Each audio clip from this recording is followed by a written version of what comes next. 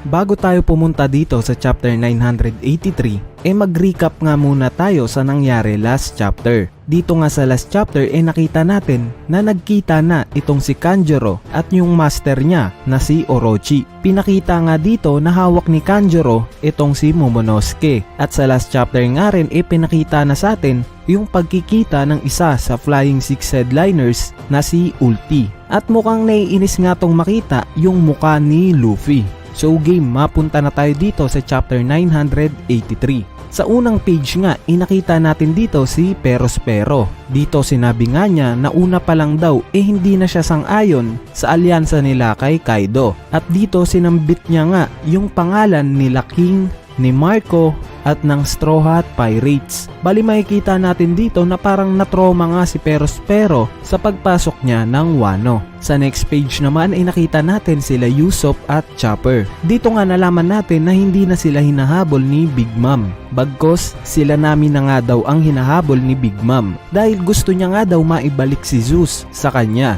At dito nakita rin natin na nag-transform na yung tangke nila Usopp. Nagkaroon nga to ng dalawang paa. Anyway, sa next panel nga nakita natin na patuloy na hinahabol ni Big Mom itong sila Nami. At dito binigyan nga ng buhay ni Big Mom yung mga bagay sa kapaligiran niya. Kumbaga sila yung ginawa niyang homie. Sa next panel naman nakita natin si Momonosuke. Dito pinresenta nga siya ni Orochi sa mga tauhan ni Kaido. Sinabi nga ni Orochi na anak daw siya ni Kozuki Oden. At dapat daw patay na talaga tong si Momonosuke 20 years ago pa. Sa next panel naman nakita natin si Zoro. Nakatapat niya nga sa laban itong mga gifters. At kung mapapansin nyo nga rin dito sa isang panel, isinabi nga ng babae na to na dati raw pangarap nilang maging hari ng mga pirata. Meaning to say, dati silang mga pirata na dahil sa hindi nila kaya si Kaido, kumampi na lang sila dito. Sa next panel naman nakita natin sila Killer at Eustace Kid. Dito sinabi nga ni Killer na parang sinasabi niyang sabi ko sa'yo kid mahirap i-break itong frontline. At dito sinabi nga ni Eustace Kid na hindi na daw niya makita yung grupo nila Hit. Meaning to say, nag-aalala rin talaga tong si Eustace Kid sa mga kagrupo niya. Kung matatandaan nyo, si Hit nga yung isa sa kagrupo netong si Eustace Kid. Sa ibabang panel naman nakita nating umatake na si Eustace Kid. Sa next page naman finally, ito na yung continuation ng nangyari sa last chapter. Ito nga yung pagkikita nila Ulti at Luffy. Dito tinanong nga ni Ulti si Luffy kung saang grupo nga daw siya nabibilang. Syempre hindi kilala ni Ulti itong si Luffy. At as usual, ang pagpapakilala ni Luffy sa kanya siya daw yung magiging hari ng mga pirata. At dito nagulat nga si Ulti sa sinabi ni Luffy. Kaya naman tumalon nga siya ng pagkataas-taas. At dito hinedbat niya nga si Luffy. Dito kung mapapansin nyo parang hindi nga biro yung mga aura na lumalabas sa kanilang dalawa. Bali naaalala ko lang dito yung time na nagkaapakan sila Doflamingo at Luffy. Same kasi yung ambience para sa akin. Anyway, hindi ko sinasabing may King Saki si Ulti guys pero malay natin, 'di ba? Sa lakas nga ng headbutt netong dalawa na to, nagtalsikan nga yung mga tao sa paligid nila. At dito tinawag nga ni Page 1 si Ulti na sis. Bali parang ang ibig sabihin lang nun talagang magkapatid nga tong dalawa na to. At dito nag-transform na nga si Page 1 gamit yung Devil Fruit abilities niya. Sa next panel naman na-recognize nga ni Ulti na malakas daw talaga tong si Luffy dahil nasisense niya nga yung haki neto. At dito bigla na nga lang sumugod ng mabilis si Luffy at hinawakan niya nga yung sungay ni Ulti and hinampas niya nga to sa sahig.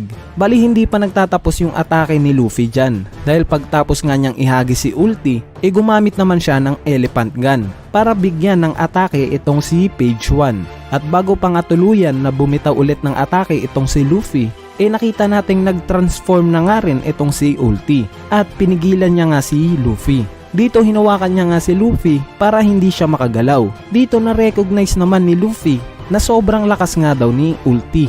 Kaya naman bago nga umatake si Ulti, tinangka nga ni Luffy na mag Gear 4. So dyan pa lang guys masasabi na nating ibang level yung lakas netong si Ulti. Kasi kita nyo naman, kinailangan pa ni Luffy na mag Gear 4 para lang mapantayan itong si Ulti. Anyway, bago nga sila mag-initiate ng mga atake nila, bigla ngang may misteryosong nakamaskara na dumating. At syempre alam naman nating lahat kung sino siya, 'di ba? Base nga sa mga spoilers. Siya nga yung anak ni Kaido na si Yamato. Bale sa ataking to ni Yamato, makikita natin yung resemblance sa ginawang atake ng tatay niyang si Kaido noon nung nagkatapat sila ni Luffy.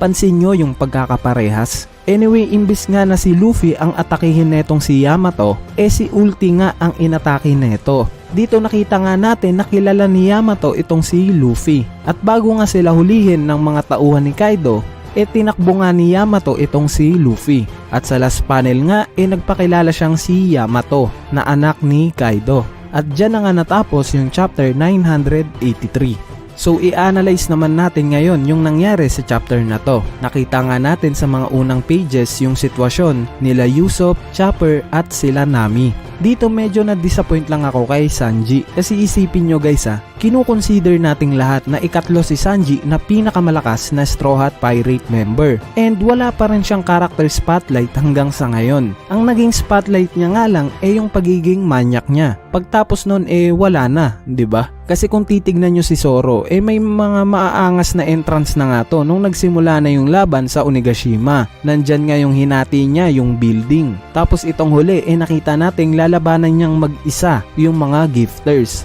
'Di ba? So nasaan si Sanji? Sana lang sa mga next chapters bigyan rin ni Oda itong kawawang bata nating si Sanji ng spotlight. At speaking of spotlight, nagtataka nga rin ako kung bakit wala pa tong dalawa na to, sila Jinbei at Robin. Kasi ang tagal na simula nung umalis sila, 'di ba? Tapos hanggang sa ngayon hindi pa rin natin nakikita yung appearance nila. So may nangyari na kaya sa kanilang dalawa? De joke lang. Pag-usapan naman natin yung naging sandaling laban netong si Luffy at Ulti. Nakita nga nating ang lakas humedbat netong si Ulti. Syempre reference yan sa Devil Fruit abilities ni Ulti. Dahil eto nga yung kakayanan na mag-transform ni Ulti. Bali basahin nyo na lang guys dahil ayokong bigkasin para kasing tongue twister. Kita nyo naman yung ulo ng dinosaur na yan, 'di ba? Kung napansin nyo nga, parang bato yung ulo niyan. Kaya ayan yung reference kung bakit gano'n na lang kalakas humedbat itong si Ulti. Kung napansin nyo rin, gaya nga ng sabi ko kanina, parang may King Saki nga rin tong si Ulti. Para sa akin, ayos lang naman na magkaroon ng King Saki itong si Ulti. Since sinabi nga ni Do Chinjao noon, kung maaalala nyo, na normal na lang daw sa mga tao sa New World na magkaroon sila ng King Saki. Meaning to say, hindi na gaanong career itong King Saki na to. Based sa sinabi ni Do Chinjao noon sa Dressrosa arc, kumbaga mas magiging exciting para sa akin na may King Saki itong si Ulti. Anyway, sa part naman ng anak ni Kaido na si Yamato, nakita naman natin yung appearance niya. Nakita nga nating nakasuot siya ng Oni mask. Kung matatandaan nyo nga sa isang video ko, sinabi kong si Yamato nga yung nagsisimbolize sa Ace. Since yung mga commanders nga ni Kaido nagsisimbolize sa King, Queen at Jack sa mga baraha. At yung mga numbers naman nagsisimbolize sa number 2 to 9. At yung number 10 naman syempre si X-Drake. Meaning to say wala pa ngang Ace. And ang idea nga dito siya yung nasa panel ng chapter 920. Kasi kung nakita nyo, di ba putol nga yung panel na to sa version ng Shonen Jump. Bale yung expanded version nga neto may tao pa nga nakatabi itong si Queen. Meaning to say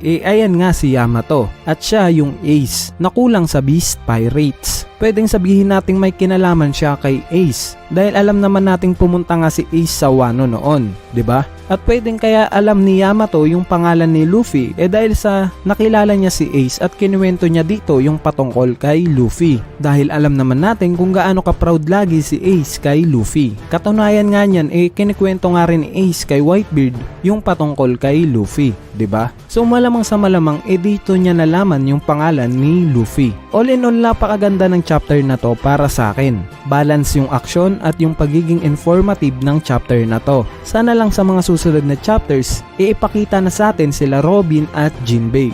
At syempre sana mabigyan na ng spotlight itong si Sanji. Hindi manyak spotlight guys Sana fighting spotlight para naman ma-feel natin yung lakas na meron itong chef ng Straw Hat Pirates. And that's it. Yan ang chapter review natin patungkol sa latest chapter ng manga na chapter 983. Bali next chapter nga daw guys, probably ilalabas next week. So malamang manga break next week, pero usap-usapan pa lang yan, kaya hindi pa yan official. Anyway, kung sakaling na-enjoy nyo naman tong video na to, huwag ka nang mahiyang pindutin yung like button. Dahil napakalaking tulong na nga niyang like mo para sa ating channel. At syempre wag mo na rin kalimutang pindutin yung subscribe button para lagi kang updated pag may bago tayong upload na video. So yun lang. Peace!